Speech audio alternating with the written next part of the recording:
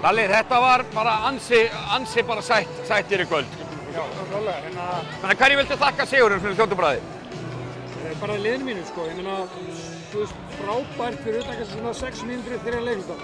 Já, hvað var í gangi að þið byrjuðu þriða? Bara hræðsla og einhvern veginn að leita einhverju sem ekki. Staðan fyrir að bara halda sér inn í kerfunum og bíða bara þolinmæður eftir að færin gefast. Og við vorum að gera það vel fyrir utan þriðja leikluta. Og þetta er í raun aldrei spurning, þið eru með þær nánast allan tíman.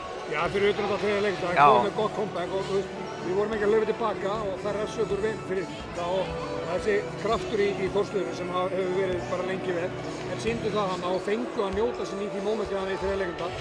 En virkilega sterkur karakter hjá mínu liða, kom bara tilbaka og gera vel. Já.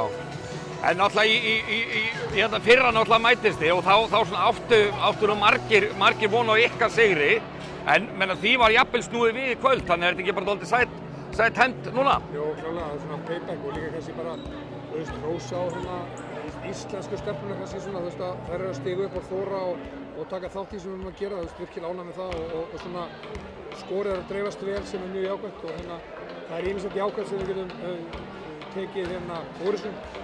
En það er, þú veist, ekki að fara of hátt og ekki lágt og við þurfum að vera klára á laugardaginn. Þú ert væntanlega ekkert byrjað að undirbúa það, en hver, svona ég meina fljótu bragði, hver er lykillinn að því að vinna Njarðvík á laugardaginn? Maður er náttúrulega frábær liðsveit, sko. Ef maður hugsa Njarðvík og lokar augunum þá er það bara breyttan í sem kemur upp í hugann.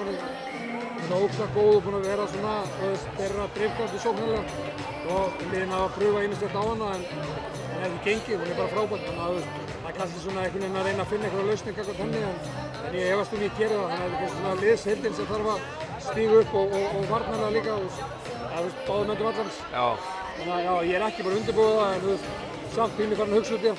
Já, bara njóta núna og svo bara hefst undirbúningur og bara þú lofar hörkuleik á laugardaginn? Já, ég ger það, stóðlega. Frábært, til hamingju. Takk.